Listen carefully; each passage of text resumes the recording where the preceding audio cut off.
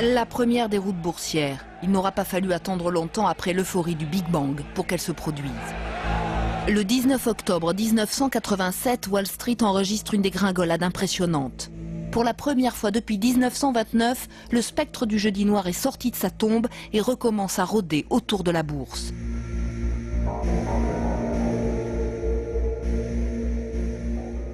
Qu'est-ce qui s'est passé? C'est assez simple. En juin 87, on change de président de la Réserve fédérale américaine.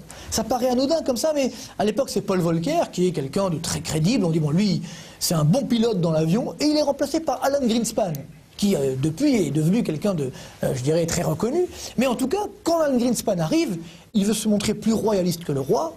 Et donc, il dit, bah, vous avez vu Paul Volcker, mais moi je suis encore plus dur que Paul Volcker. Donc maintenant, ça suffit cette croissance à outrance, on va monter les taux d'intérêt et ça va calmer le jeu. Et là, évidemment, les marchés n'ont pas du tout aimé, et c'est ce qui a fait ce crack d'octobre 87. Aujourd'hui, Wall Street est une nouvelle fois en chute libre. Certains parlent même de débâcle. À New York, le commentaire de Paul Naon.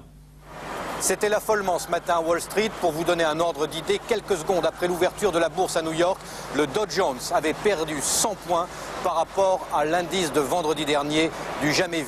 77 millions d'actions ont changé de main en l'espace d'une heure et ce rythme a augmenté jusqu'à 2 millions d'actions échangées toutes les minutes.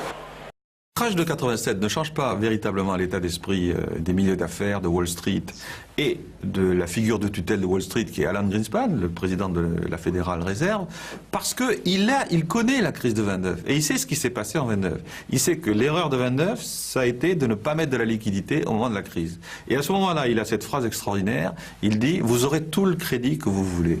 Fed by all bonds ». Et on assiste à une explosion à ce moment-là de la masse monétaire aux États-Unis.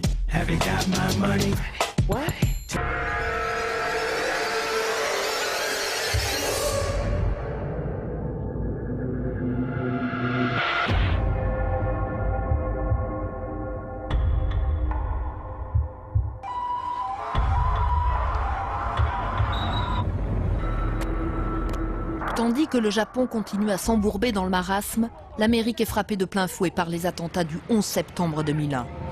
Ce jour-là, elle a bien cru que tout pouvait s'écrouler. Pas seulement les tours du World Trade Center, mais aussi son modèle économique. Car le 11 septembre survient dans un contexte déprimé. Les États-Unis, affaiblis par le krach des nouvelles technologies un an plus tôt, sont en panne de croissance. Avec les attentats, ils découvrent de surcroît la vulnérabilité de leur économie. Le gouvernement veut laver l'affront et montrer au monde entier que l'oncle Sam relèvera très vite la tête. On a tellement peur que du fait des attentats, eh bien l'économie finalement vacille et finalement les États-Unis perdent la guerre psychologique contre le terrorisme, qu'à tout prix il faut relancer la machine. Et donc on le fait à tout prix. Alan Greenspan décide d'inonder les États-Unis d'argent, c'est-à-dire décide de baisser les taux d'intérêt et de créer finalement la bulle du siècle. 2001, c'est une année charnière aux États-Unis, car elle va être une année au cours de laquelle deux événements majeurs vont se produire. La première, c'est l'éclatement de la bulle Internet, qui va beaucoup inquiéter le président de la Banque centrale américaine, de la Fed, Alan Greenspan, car Greenspan comprend que la bulle Internet a été un des arguments majeurs de la croissance américaine tout à fait exceptionnelle des années 90.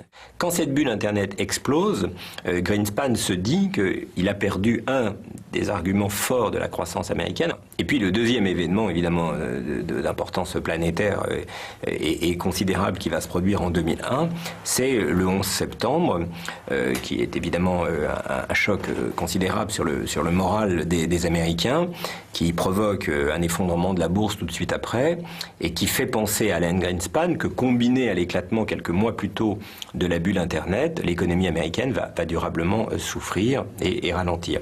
Et donc, pour réagir à ce choc, à ce double choc, Alan Greenspan va mener, à partir de 2001, une politique monétaire très laxiste. Très laxiste, ça veut dire qu'il va baisser plusieurs fois les taux d'intérêt. Toujours la baguette magique de la politique monétaire.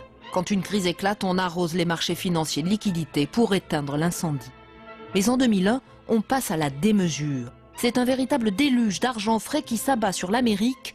L'endettement devient le principal moteur de l'activité économique. Mais la réalité finit un jour ou l'autre par se rappeler à notre souvenir. Quand en 2006, les taux d'intérêt commencent à monter et les prix de l'immobilier à baisser, on comprend que beaucoup d'emprunteurs américains ne pourront plus payer leur crédit et qu'il faudra les mettre à la porte de chez eux. Pourtant, on est encore très loin d'en mesurer toutes les conséquences sur le système financier.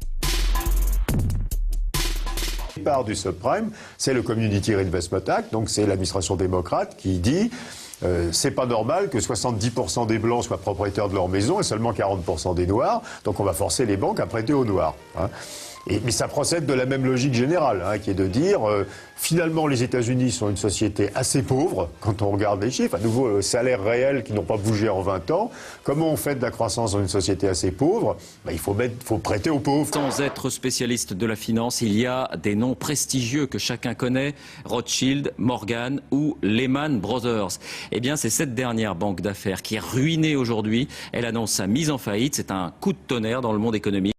Et à mes côtés, pour illustrer l'argent, eh bien, j'ai demandé à Paul Loup-Soulitzer, qui est un homme de la finance et qui a écrit notamment 4 livres sur la haute finance, Monnaie, Cash, Fortune et Le Roi Vert. Nous en parlerons tout à l'heure. Je crois que l'argent se représente pour vous des choses importantes, car d'après ce que j'ai pu lire, vous êtes l'homme pas le plus riche du monde, mais des propriétés un petit peu partout. Ah non, mais ça, ce sont mes héros qui sont riches. Moi, je suis d'une fortune bien plus modeste. Mais l'argent, c'est comme l'air qu'on respire. C'est quelque chose d'important, d'autant plus que dans le monde actuel, tout le monde entend parler de l'argent. L'argent, c'est la grande star, c'est la vedette.